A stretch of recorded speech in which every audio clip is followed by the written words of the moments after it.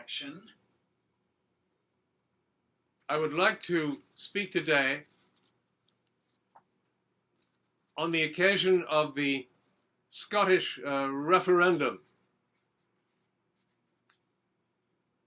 I speak only for myself.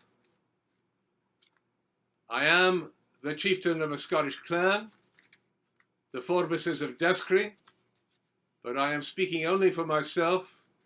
All those other members of the branch of Clan Forbes, of the Declaration branch, they must speak their own mind in their own way. Nor am I speaking for anyone else in Clan Forbes. Each person of Clan Forbes must speak his own mind in his own way. And each Scot today will speak his own mind or her own mind in their own way. But as Forbes as Declaration, although I speak only for myself, as a chieftain of a Scottish clan, I desire to read to you today something that gives an idea of the historical, the cultural, and the constitutional background of the Scottish referendum which is taking place today. With your permission, I will read this brief piece of 800 words. The September 18th Scottish referendum offers a remarkable political occasion that also enfolds a key American event celebrated as Tartan Day, the anniversary of Scotland's historic letter signed by 44 chiefs and noblemen on April 6, 1320, at Arbroath Abbey. This document underpins the referendum and may represent the first formal articulation of individual and national rights. Known as the Arbroath Declaration, the letter addressed Pope John XXII and explained Scots' opposition to English invasion in order to protect the independence first challenged when their Caledonian ancestors defended their borders against ancient Rome. It affirms Scots' right to freedom, quotes, as long as but 100 of us remain alive, unquote, because, quotes, it is not for glory, riches, or honor that we are fighting, but liberty alone, which no man loses, but with his life, unquote.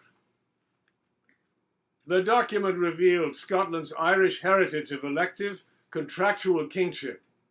Its signers vowed to replace Scottish King Robert the Bruce should he fail to defend their freedom. They firmly believed sovereignty rested ultimately with the people and that rulers were responsible to them. They exhorted the Pope to lift his excommunication of Bruce and recognize him as King of Scotland's free, long-established realm. Their letter reflected a venerable Scottish principle that later entered the United States Constitution and is powerful in Scotland today. It spoke for the whole community, the people, who ultimately conferred legitimate authority. Scottish historian Edward J. Cowan wrote of the letter in 2003, it made Scotland. Scottish historian Edward J. Cowan wrote of the letter in 2003, quotes, it made Scotland among the most conceptually advanced kingdoms in Europe, unquote. After reading Arbroath, the Pope received England's ambassador, who explained his countrymen had entered Scotland to Christianize and civilize its barbarian inhabitants. The Pope declined the negative characterization, aware that Arbroath's writers had received a classical Scots education. Quotes, how is it, he inquired, these barbarians write better Latin than we do, unquote. The powerful letter highlights events which convinced the papacy to support Scotland. The Scots' indomitable defense produced an international treaty with England in 1707 that preserved Scottish freedoms.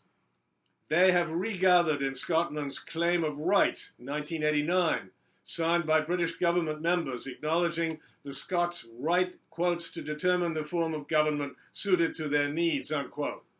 endorsed by Britain's Parliament in 1999. It will see signal exercise in Scotland's upcoming September referendum. Scots' struggles and triumphs are distorted in popular media and revisionist history. The 1995 film Braveheart rewrites and sometimes parodies the wartime achievements of William Wallace and Robert the Bruce. It depicts Wallace's victory at Stirling Bridge, omits Andrew Murray's key role, and only skims the 1314 Battle of Bannockburn, where Bruce's 8,500 Scots defeated an estimated 23,000 English. In reality, England's drive to enslave the Scots and erase their culture spurred Scotsmen to innovative tactics. The people voluntarily scorched the earth, and leaders destroyed their own castles to prevent invaders from establishing strongholds. They waged guerrilla warfare while pursuing larger battles. The Scots army mounted tireless ponies to outmarch, outmaneuver, and exhaust their incumbent foes, and deployed spearhead formations to best the English heavy cavalry. In time, Scotland's sovereign rights intact, her ideals crossed Europe and the world. Arbroath's learning anticipated Scotland's 16th century public education system, Europe's first, and 4 national universities that would produce Europe's highest percentage of college graduates. Scotland launched one of Europe's earliest vernacular literatures, producing the epics of Barber and Blind Harry, and poets Henryson, Douglas, and Dunbar. Freedom allowed varied thinkers to pursue their talents. Philosopher Duns Scotus formulated Scotism, John Napier invented logarithms, and George Buchanan aroused Europe to democratic ideas based on Scottish experience that undergird Scotland's referendum vote. Arbroath's letter let Scots flourish. Merchants, clerics, soldiers, doctors, scholars, and scientists extended their influence beyond Scotland's borders. Scotland helped France win the 100 Years' War against England, and forerunning European Union created dual citizenship with France in 1513. Scotland, after negotiating the 1707 treaty with England, co-founded Britain's empire, incorporating the continuing Scottish preference for trade, commerce, liberty, and self-government above conquest and colonization. Arbroath's influence reached America, reinforcing historian Anthony Froude's observation, quotes, "No people, so few in numbers, have scored so deep a mark in the world's history as the Scots," unquote. Under 7% of Americans, Scots galvanized the American Revolution and the young nation. 21 of 56 signers of the Declaration of Independence were Scots or Scots descended. Scotsman James Wilson convinced Congress to adopt Scotland's idea of people's sovereignty. Scots or their descendants governed 10 of 13 colonies during the Revolution, founded institutions including William and Mary and another that became Princeton, and among their number counted leaders like Washington, Jefferson, Hamilton, Monroe, and John Paul Jones. At home and abroad, Scots have followed Arbroath's spirit like a golden thread through the world's labyrinth of tyrannies. For 694 years, Arbroath's letter has strengthened the global cause for human rights.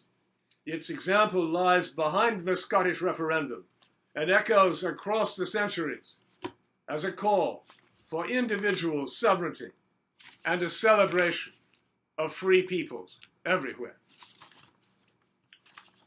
Forbes of Descript. Murray Forbes, painter, president of the Boston Navigator Foundation. Navigator's collections of 20th century Polish, Scottish, Czech, Slovak, and Russian photography have appeared in museums in the US and abroad. Forbes' paintings have been exhibited in Florence, Krakow, Munich, and Boston. go to navigatorfound.org, scotlandcalls.com, and navfound@comcast.net. Thank you.